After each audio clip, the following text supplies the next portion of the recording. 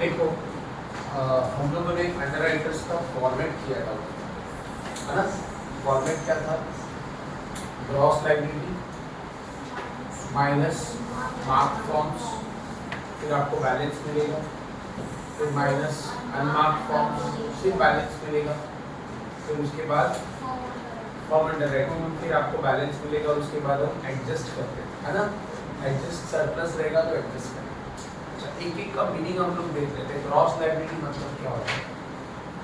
तो what is gross liability? Yes, gross liability का मतलब क्या होता है कि अंडरराइटर्स लोगों ने जो गारंटी लिया होता है कि हम लोग इतना शेयर बेचकर देंगे। ओके, अंडरराइटर्स होते कौन है सर? अंडरराइटर्स हमारे कंपनी के लिए एजेंट का काम करते हैं। वो लोग अपना शेयर्स, कंपनी का शेयर्स बेचने का जवाबदारी लेते हैं। दे टुक रिस्पॉन्सिबिलिटी, वो लोग रिस्पॉन्सिबिलिटी लेते हैं कि वो हम लोग आपके कंपनी का शेयर्स बेचकर देंगे। Clear with this? ठीक है। अभी फॉर एग्जांपल हम लोग एक एग्जांपल लेते हैं। समझो ए, बी और सी तीन अंडरराइटर्स हैं। ये एजेंट जो कंपनी के लिए शेयर्स बेच कर रहे हैं। समझो ए बोलता है कि मैं 30,000 शेयर्स बेचकर दूंगा। ए इज टेलिंग कि मैं कंपनी के 30,000 शेयर बेचने की गारंटी लेता हूँ। उसको ग्रॉस लायबिलिटी, गारंटी जो लेते हैं underwriters, that is called gross liability. B बोल रहा है sir I will sell 20,000 shares. B ने बोला मैं 20,000 शेयर्स बेचकर, ये उसकी गारंटी। कॉन्ट्रैक्ट पे साइन किया एंड बी टोल्ड मैं 20,000 शेयर बेचकर दूंगा। सी इज टेलिंग हम आपको 10,000 शेयर, सी ने गारंटी लिया 10,000 शेयर्स बेचने। इसको हम बोलते हैं ग्रॉस लायबिलिटी। और क्वेश्चन में सबसे पहले अंडरराइटर का जो क्वेश्चन आएगा तो सबसे पहले आपको क्या निकालना है सर? ग्रॉस लायबिलिटी निकालना है, सबका गारंटी देखना है। Okay, you have to see guarantee क्या है। अच्छा, अभी ग्रॉस लायबिलिटी में ना रेशियो भी निकाल के रख लेने का साइड में। रेशियो, अब रेशियो देखो इसका कितना आएगा? मतलब 3:2:1, 3:1 दिख रहा है? So this is called GL ratio. इसको हम क्या बोलते हैं sir? GL ratio. It's gross liability ratio. Gross liability ratio. तो सबसे पहले आप लोगों को यही कैलकुलेट करना है। ग्रॉस लायबिलिटी हमको दिया रहे, उसका रेशियो निकालना है। या कभी कभी आपको रेशियो दिया रहेगा, हमको ग्रॉस लायबिलिटी को डिवाइड करना है। ओके, अभी मुझे बता टोटल कितना शेयर लोग बेच रहे हैं सर? टोटल कितना शेयर बेच रहे हैं? 60,000 शेयर। मतलब तीनों का एग्रीमेंट क्या हुआ है? तीनों मिलाकर कितना शेयर बेचने वाले हैं? 60,000। उसमें ए का 30,000 है गारंटी, बी का 20,000 गारंटी और सी का 10,000। इसको हम रेशियो में बात करें तो रेशियो बन जाता है 3:2:1। कैसे? इस सबका 0 हटा दो, 3:1। Clear with this doubt? अब ये जो ए है ये क्या करता है मालूम है क्या? उसको मालूम है, ए को पता है कि मुझे 30,000 शेयर बेचना है। तो ए क्या करता है? कंपनी को बोलता है भाई मुझे फॉर्म्स दो। पूरा स्टोरी सुनना अच्छे से। ओके, ए क्या बोलेगा कंपनी को? मेरे को फॉर्म्स दो। कंपनी का फॉर्म्स ए लेगा और फिर वो पब्लिक में बांटेगा। ओके, क्योंकि वो एजेंट है सर, उसका बेचने का काम है। तो फॉर्म क्या करेगा? कंपनी का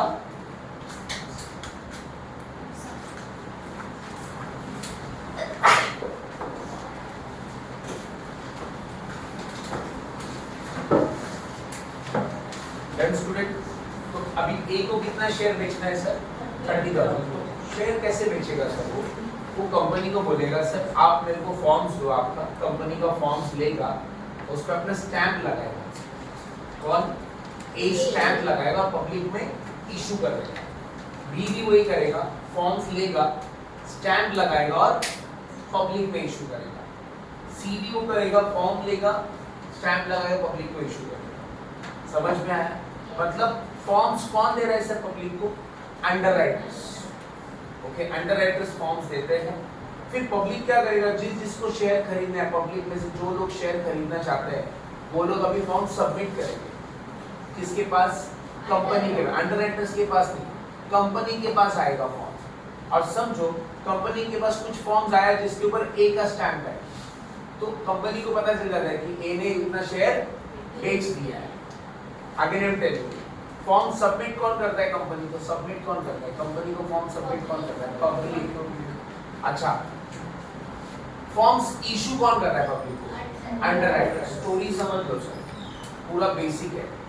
अंडर राइटर्स क्या करते हैं, गारंटी ले रहे सर, तो अंडर राइटर्स क्या बोलेंगे कंपनी को हमको फॉर्म्स दो, हम पब्लिक में इशू करेंगे और पब्लिक आपको कंपनी को वो फॉर्म्स दे देगा। तो कंपनी को पता चल जाएगा कि ए के नाम से कितना शेयर बिका है। कैसे पता चलेगा, तो उस पे स्टैंप है, उस पे स्टैंप है, तो कंपनी विल नो कि भाई कितना शेयर ए ने बेचा है, कितना शेयर बी ने बेचा है, कितना शेयर सी ने बेचा है, स्टैंप से पता चल जाएगा। That is called marked forms. देखो मैंने लिखा था वहां पे मार्क्ड फॉर्म्स। मार्क्ड फॉर्म्स मतलब क्या, जो कंपनी को मिल रहा है किससे, पब्लिक से मिलता है, बट उसके ऊपर स्टैंप होता है। ओके लिखा है देखो वहां पे मार्क्ड फॉर्म्स का मीनिंग सोल्ड टू पब्लिक, है ना, मतलब पब्लिक ने उतना शेयर खरीद लिया है, बट उसके ऊपर स्टैंप रहता है। स्टैंप क्यों रहता है, क्योंकि पता चलना चाहिए ए ने कितना बेचा है, बी ने कितना बेचा है और सी ने कितना बेचा है। और स्टैंप नहीं रहेगा तो क्या होगा सर, मुझे बताओ, स्टैंप नहीं रहेगा तो पता कैसे चलेगा ए ने कितना बेचा है, बी ने कितना बेचा है और सी ने कितना बेचा है। गारंटी तीनों ने लिया है ना, तो पता चला कि ए ने कितना शेयर्स बेचा है, बी ने कितना शेयर्स बेचा है। आर यू गेटिंग और नॉट? तो कंपनी जब फॉर्म्स लेगा तो देखता है हाँ इतना फॉर्म्स तो ए के नाम का है, इतना फॉर्म्स बी के नाम का है, वो मार्क, उसको बोलते हैं मार्क्ड फॉर्म्स। क्या बोलेंगे सर, किससे आता है मार्क्ड फॉर्म्स, बोलो, पब्लिक से आता है। किसको बेटा, कंपनी को पब्लिक से मिलता है और उसमें ऑलरेडी मार्किंग रहता है कि ए ने कितना बेचा है, बी ने कितना बेचा है और सी ने कितना बेचा है। Clear with this? ओके, उसको बोलते हैं मार्क्ड फॉर्म्स। ओके, तो क्वेश्चन में मार्क्ड फॉर्म्स ऑलरेडी गिवन रहता है। समझ लो एक एग्जांपल, अभी आपको समझो मार्क्ड फॉर्म्स दिया है। Suppose marked forms A B और सी के नाम का स्टैंप वाला फॉर्म्स दिया है, समझे 12,000। ओके, ये है 14,000 और ये है 6,000। मतलब क्या सर, टोटल पब्लिक ने कितना शेयर ले लिया है सर, देखो जरा, 12 प्लस 14 कितना होता है, 26 प्लस 6 कितना, 32,000 शेयर्स पब्लिक ने खरीद लिया है। और ए के नाम से कितना शेयर बिक गया है सर, मतलब ए ने कितना शेयर बेचने का था, उसने कितना शेयर बेच दिया है, मतलब पब्लिक ने 12,000 शेयर खरीदा है, किसके नाम से, ए के नाम। That is called marked forms. Marked forms indicate करता है कितना शेयर अंडर राइटर्स ने अपने अपने नाम से बेच दिया है। समझ में आया सर? ये कौन देता है मार्क्ड फॉर्म्स, देता कौन है सर, पब्लिक देता है। किसको देता है बेटा, कंपनी को। समझ में आया? और उसमें ऑलरेडी पता चल जाता है ए ने कितना बेचा, बी ने और सी। ओके, अब हम लोग बात करेंगे unmarked forms. What is unmarked forms? Unmarked forms मतलब क्या है, जिसके ऊपर कोई स्टैंप नहीं है। अब सर पब्लिक को ये अनमार्क्ड फॉर्म इशू कौन करता है, ये कंपनी खुद इशू करता है। किसको, पब्लिक को। समझा? मतलब अंडर राइटर्स इसमें इन्वॉल्व नहीं रहते। कंपनी भी तो चाहता है कि हमारा भी कुछ नाम होना चाहिए, हर वक्त एजेंट के ऊपर क्यों डिपेंड रहने का। तो कंपनी भी कुछ फॉर्म्स इशू करता है, किसको, पब्लिक को। और पब्लिक को फॉर्म भर के कंपनी के पास जमा करता है कि हमें इतना इतना शेयर खरीदना है। Clear with this? मतलब कंपनी को कुछ फॉर्म्स ऐसे भी आते हैं जिनके ऊपर कोई स्टैंप नहीं। कौन इशू करता है फॉर्म्स, कंपनी खुद इशू करता है पब्लिक को, और पब्लिक फॉर्म फिल करके देता है। समझ में आया? So this forms are called unmarked forms. ये भी कौन देता है बेटा, ये कौन देता है, पब्लिक। किसको, बस फर्क इतना है कि इसके ऊपर स्टैंप है। ये किसने इशू किया है, पब्लिक को किसने इशू किया है, अंडर राइटर्स ने पब्लिक को दिया था, पब्लिक ने कंपनी को दिया। कंपनी को पता चल रहा है ए के नाम का कितना शेयर है। अनमार्क्ड फॉर्म्स कंपनी खुद इशू करता है, इसमें अंडर राइटर्स इन्वॉल्व नहीं होते हैं। समझ में आया? तो अनमार्क्ड फॉर्म्स सब जो आपको दिए हैं,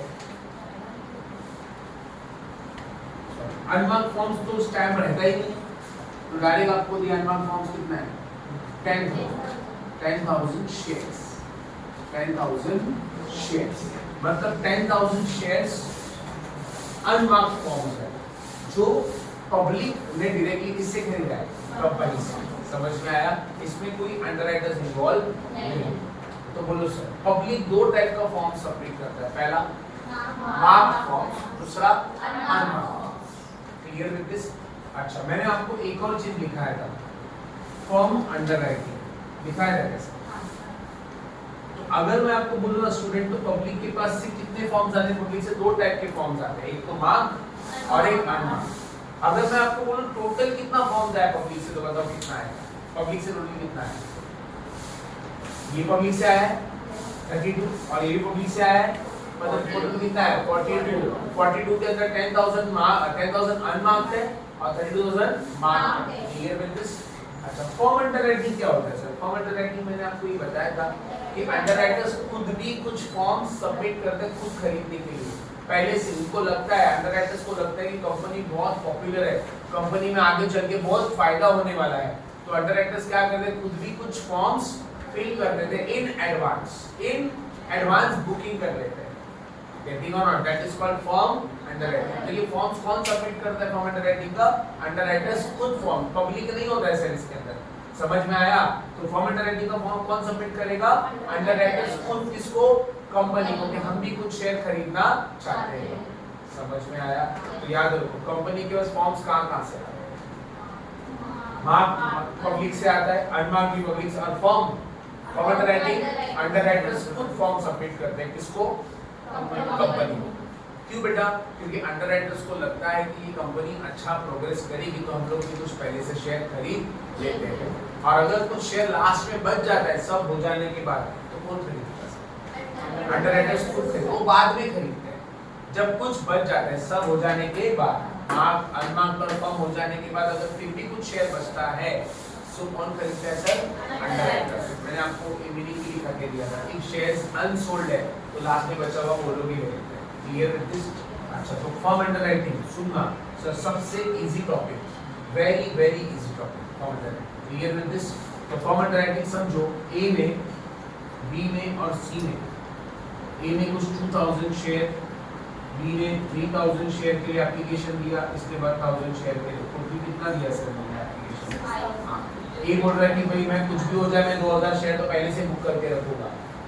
बी बोल रहा है मैं 3000, सी बोल रहा है 1000। क्लियर हुआ? तो आपको सबसे पहले क्वेश्चन ऐसा नहीं दिया रहेगा, क्वेश्चन आपको पैराग्राफ में दिया रहेगा।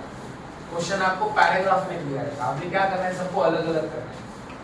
ग्रॉस लायबिलिटी अलग, मार्क अलग, अनमार्क अलग, फॉर्म अंडरराइटिंग सब अलग अलग कर देना, सिर्फ हमें फिर फॉर्मेट में पुट करना है। समझ में आया? तो क्वेश्चन ऐसा नहीं रहेगा, ये अभी क्या है, ये तुम्हारा वर्किंग है। क्वेश्चन आपको पैराग्राफ फॉर्म में रहेगा। समझ में आया इनका ऑलमोस्ट? क्लियर हुआ? तो ये आप प्लीज लिख लो, फिर हम इसको फॉर्मेट में डालें, है ना? फिर सर्च करेंगे।